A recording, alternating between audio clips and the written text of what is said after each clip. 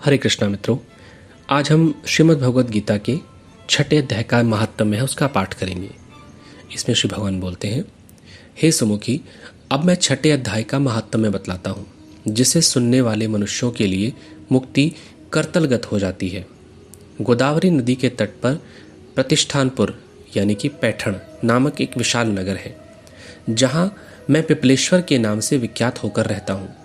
उस नगर में जनश्रुति नामक एक राजा रहते थे, जो भूमंडल की प्रजा का अत्यंत प्रिय थे। उनका प्रताप मार्तंड मंडल के प्रचंड तेज के समान जान पड़ता था। प्रतिदिन होने वाले उनके यज्ञ के धुएं से नंदन वन के कल्पवृक्ष इस प्रकार काले पड़ गए थे, मानो राजा की असाधारण दानशीलता देखकर वे लज्जित हो गए हों।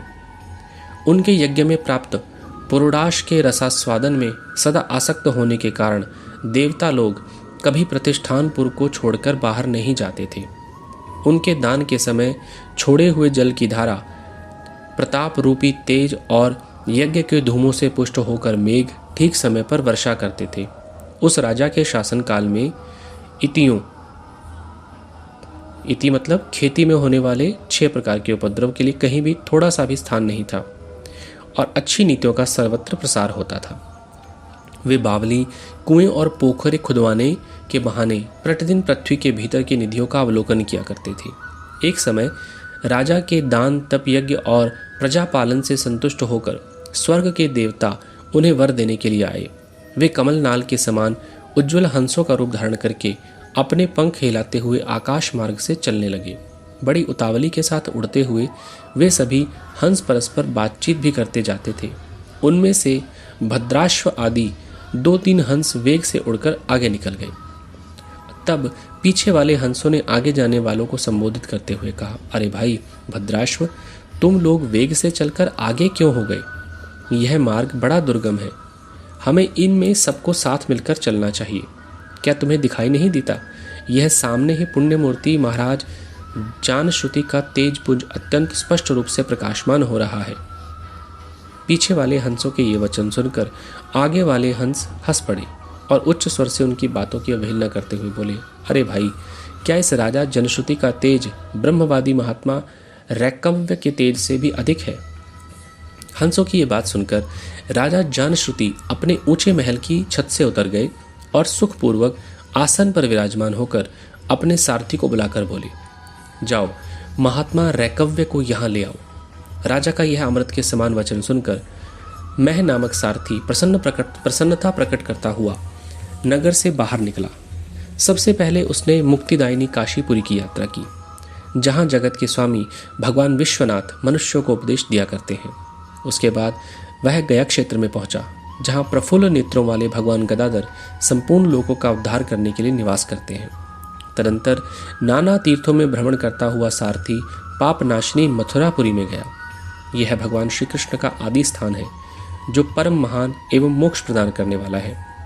वेद और शास्त्रों में वह तीर्थ त्रिभुवनपति भगवान गोविंद के अवतार स्थान के नाम से प्रसिद्ध है। नाना देवता और ब्रह्म ऋषि उसका सेवन करते हैं। मथुरा नगर कालिंदी यानी कि यमुना जी के किनारे शोभा पाता है। उसकी आकृति अर्धचंद्र के समान प्रतीत होती है। वह सब तीर्थों के निवास से परिपूर्ण है। परम आनंद प्रदान करने के कारण सुंदर प्रतीत होता है। गोवर्धन पर्वत के होने से मथुरा मंडल की शोभा और भी बढ़ गई है। वह पवित्र वृक्षों और लताओं से आवृत है। उसमें 12 वन है। वह परम पुण्य में तथा सबको विश्राम देने वाला श्रुतियों के सारभूत भगवान श्री कृष्ण की आधार भूमि है। तत्पश्चात मथुरा से पश्चिम और उत्तर दिशा की ओर बहुत दूर तक जाने पर सारथी को काश्मीर नामक नगर दिखाई दिया, जहाँ शंख के समान उज्ज्वल गगनचुंबी महलों की पंक्तियाँ भगवान शंकर के अट्टहास की भांति शोभा पाती हैं। जहाँ ब्राह्मणों के शास्त्रीय आलाप सुनकर मूक मनुष्य भी सुंदर वाणी और पदों का उच्चारण करते हुए देवता के समान हो जाते हैं। जहाँ निरंतर होने वाले यज्ञ धूम से व्याप्त होने के कारण आकाश मंडल मेघों से घुलते रहने पर भी अपनी कालिमा नहीं छोड़ते।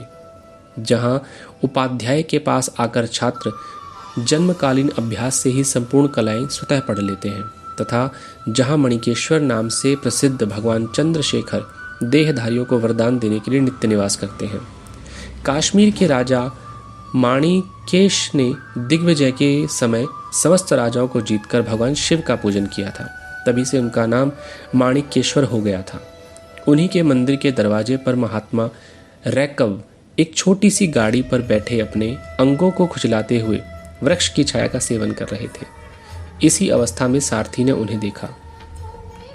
राजा के बताए हुए भिन्न भिन्न चिन्हों से उसने शीघ्र ही रैकव को पहचान लिया और उनके चरणों में प्रणाम करके कहा, ब्राह्मण, आप किस स्थान पर रहते हैं?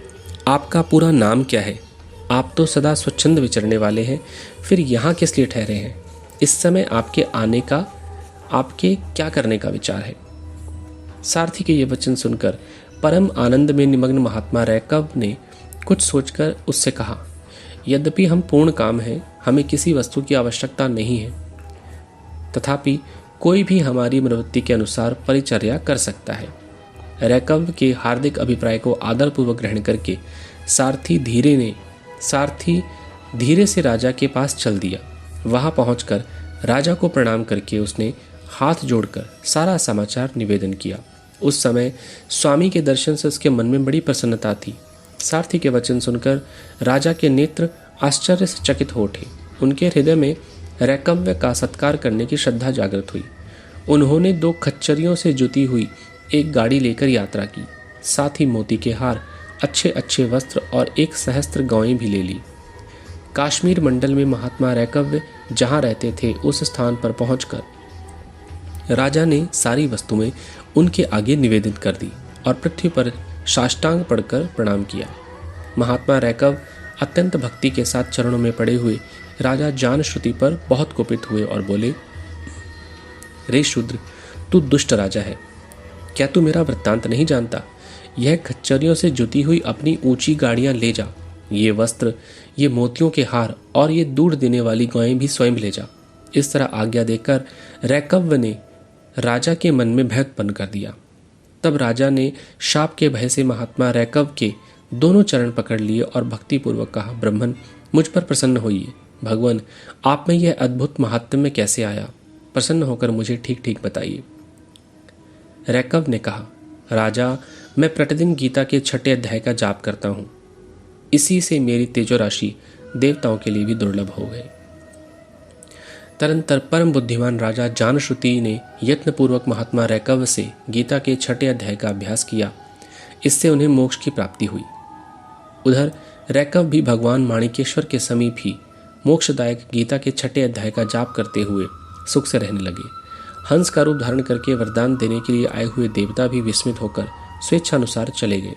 जो मनुष्य सदा इस एक ही अध्याय का अध्याय जप करता है, वह भी भगवान विष्णु के ही स्वरूप को प्राप्त होता है, इसमें तनिक भी संदेह नहीं है। इस प्रकार श्रीमद् भगवद गीता के 6ठे अध्याय का महात्म्य संपूर्ण हुआ। हरे कृष्ण।